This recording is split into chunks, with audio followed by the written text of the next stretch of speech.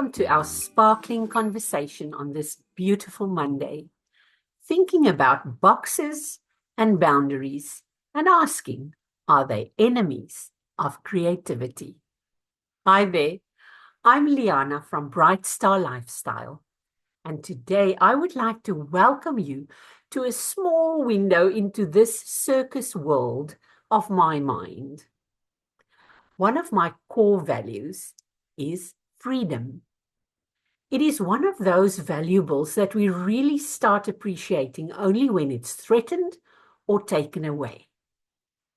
Growing up, still lacking in wisdom about what it really meant to have a free will, I was opposed totally to any sense of restriction, like rules, authority, guidelines, even receiving advice and feedback.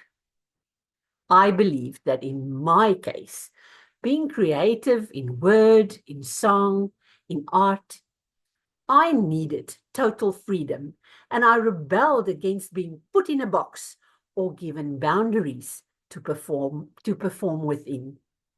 It felt like someone was twisting my arm. But as Solomon the Wise suggests in Ecclesiastes 7, verse 22, whoever fears God will avoid all extremes. We often view boundaries as restrictive or an enemy to spontaneous expression, but Scripture paints a different picture. Think of David. Hebrew scholars are amazed at how he wrote his passionate, timeless psalms within the extreme structural guidelines of Hebrew poetry. In Psalm 16, verse 6, David says, "The boundary lines have fallen for me in pleasant places." He knew the secret. God's guidelines provide freedom, not limitation. So how did I break free from this defensive frame of mind? I realized the myth that boxes and boundaries restrict creativity is just that, a myth. And after learning this truth, I often remind myself, even the circus train runs on two parallel tracks.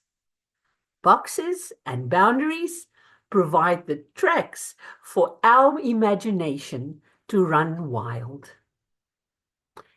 There's three practical benefits, for instance, that comes to mind. When we set clear goals, it helps us to focus our energy. When we have time constraints, it can spark a sense of urgency, making us more productive. And when we have defined limit lines like a canvas, it creates a space, a safe play space for spontaneous imagination.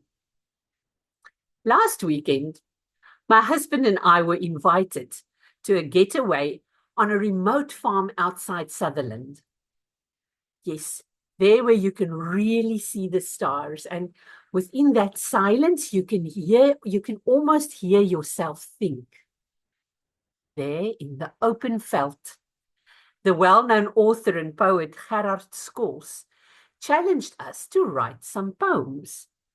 Not any poem, but a haiku. I'm sure some of you have known or have heard what a haiku is, but my husband was very uncomfortable. He's never voluntarily tried to write a poem. I love words, but I've never heard of a haiku. A haiku is a traditional Japanese form of poetry with a very specific structure. It's simple, yet a powerful way to express creativity within clear boundaries. Let me give you the guidelines for this little haiku box. It is usually nature-inspired.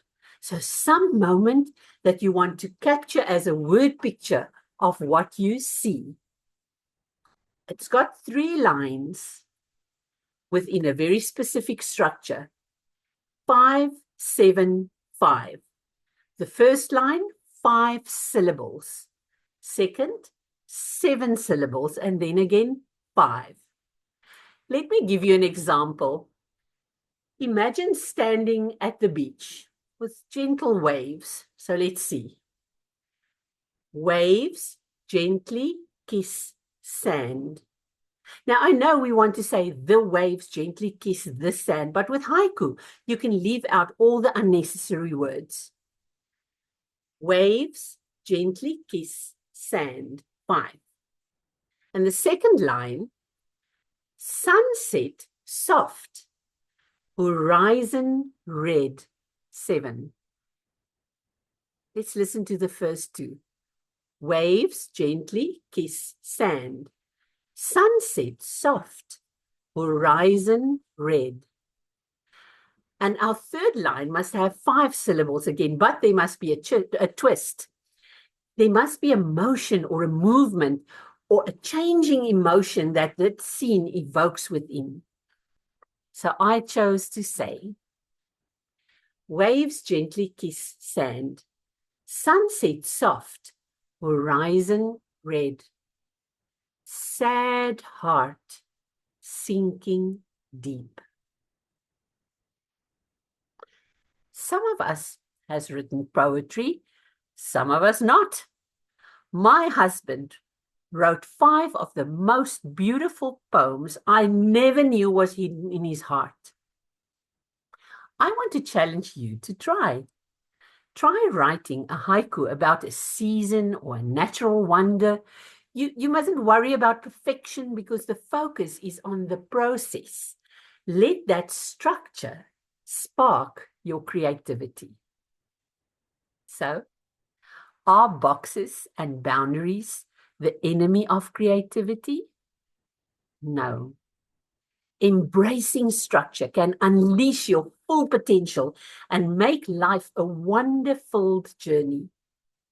In Proverbs 25, verse 28, Solomon says, without self-control, a person's life is like a city without walls. Let's build boundaries that create safe spaces for spontaneous joy that can fuel our creativity. And David, in the words of Psalm 119, verse 32, says, I run in the path of your commands, for you have set my heart free. I hope this inspires you to explore the reflection of the great Creator himself, that which he has placed within the very structure of you. Have a wonderful week and enjoy life's marvelous journey.